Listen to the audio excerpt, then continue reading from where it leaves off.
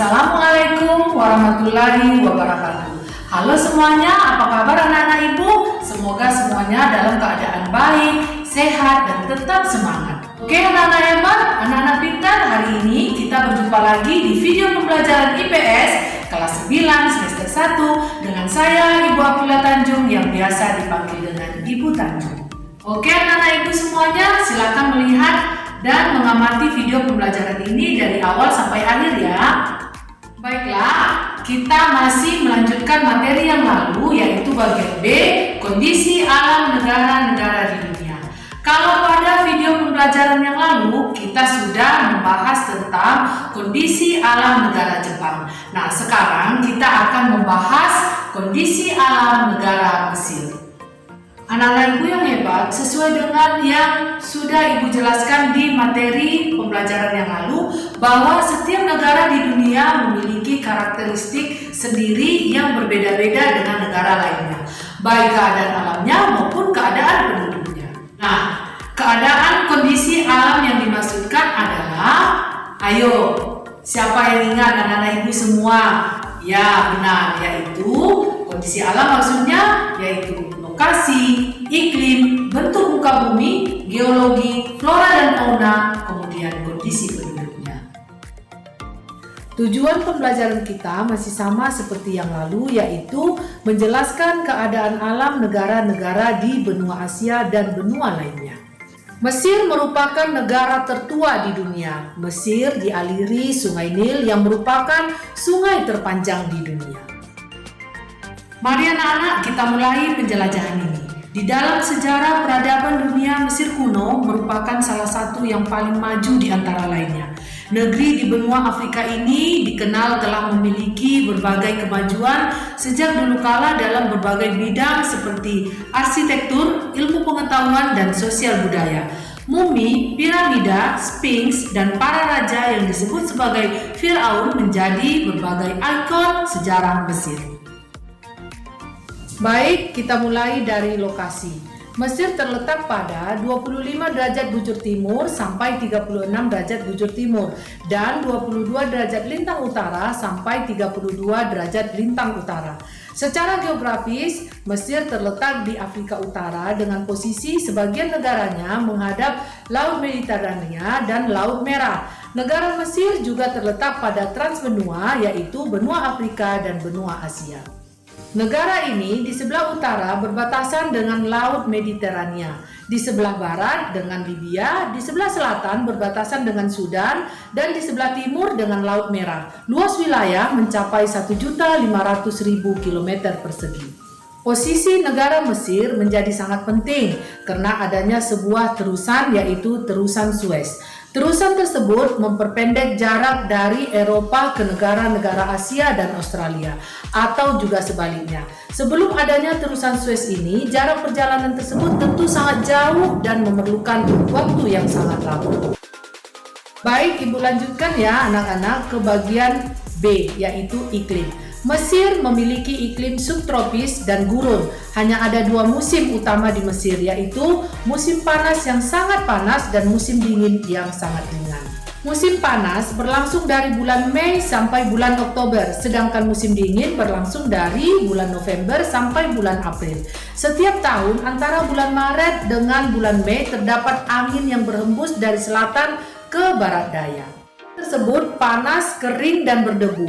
Oleh penduduk lokal, angin ini disebut sirocco dan hamsin, yang dapat merusak tanaman yang dilewatinya.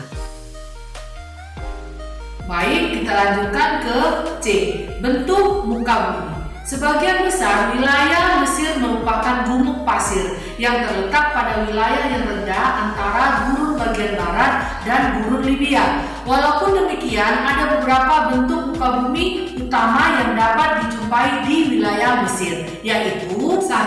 Semenanjung Sinai. Semenanjung Sinai terletak di sebelah timur terusan Suez dan berbatasan dengan Israel. Semenanjung Sinai terdiri atas dataran tinggi dan pegunungan. 2. Gurun Arabia.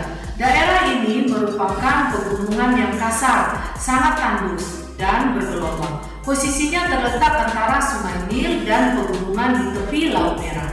Puncak tertingginya adalah Jabal Hurghada 1977 meter. Yang ketiga adalah Gurun Libya. Gurun Libya merupakan daratan yang letaknya lebih rendah dari permukaan laut, disebut juga depresi kontinental. Posisi Gurun Libya berada di sebelah barat dari Sungai Nil. Yang keempat adalah Lembah Sungai Nil. Lembah Sungai Nil merupakan dataran rendah yang sangat subur. Karena itu, Lembah Sungai Nil menjadi pusat aktivitas pertanian, penduduk, sumber air bersih, dan irigasi. Sekitar 98% penduduk Mesir tinggal di Lembah Sungai Nil. Sungai Nil memiliki panjang 5.600 km dan menjadikannya sebagai sungai terpanjang di dunia. Kita lanjutkan ke bagian D, yaitu geologi. Mesir memiliki sumber daya alam berupa minyak dan gas, biji besi, fosfat, mangan, lempung, gipsur, asbes, timah, emas, dan zinc. Gurun Mesir menyediakan pasokan garam yang sangat berlimpah. Berikutnya, E. Flora dan fauna. Mesir tidak mempunyai hutan karena sebagian besar wilayahnya itu adalah gurun. Flora yang tumbuh di Mesir merupakan pohon daerah kering tropis dan subtropis seperti pohon lontar, palma, kayu putih, akasia, dan semacam pohon cemara. Fauna yang dijumpai umumnya adalah domba, unta, dan keledai. Oke, kita lanjutkan ke bagian F, yaitu kondisi penduduk. Kondisi penduduk Mesir dapat dibedakan menjadi 3 kelompok, yaitu 1. Orang Nubian dengan ciri kulit hitam, umumnya ada di selatan. Yang kedua adalah orang Humid dengan ciri kulit putih, merupakan pendiri Mesir kuno. Yang ketiga adalah orang Arab. 90% penduduk Mesir beragama Islam, sisanya sekitar 10% beragama Kristen. Sehingga konstitusi Mesir berdasarkan pada hukum Islam. Nah, anak-anak ibu semua, anak-anak pintar, anak-anak hebat, itu dia kondisi alam di negara Mesir. Dan masih banyak kondisi alam di negara-negara lain di dunia yang harus kita pelajari. Baik, anak-anak ibu semua, untuk pertemuan selanjutnya kita akan membahas materi bagian C, yaitu dinamika penduduk benua-benua di dunia. Pada materi ini kita akan belajar tentang penduduk di benua Asia, Amerika, Eropa, Afrika, dan benua Australia. Baik, anak-anak semuanya, terima kasih sudah menyaksikan video pembelajaran ini sampai selesai. Ibu harapkan anak-anak semua dapat memahami dan mengerti tentang materi yang sudah Ibu jelaskan tadi. Kalau anak-anak ibu yang masih kurang memahami dan kurang mengerti tentang materi yang sudah Ibu jelaskan, boleh siapkan pertanyaannya dan kita akan bertemu di sesi Zoom, atau boleh juga komen di Google Classroom.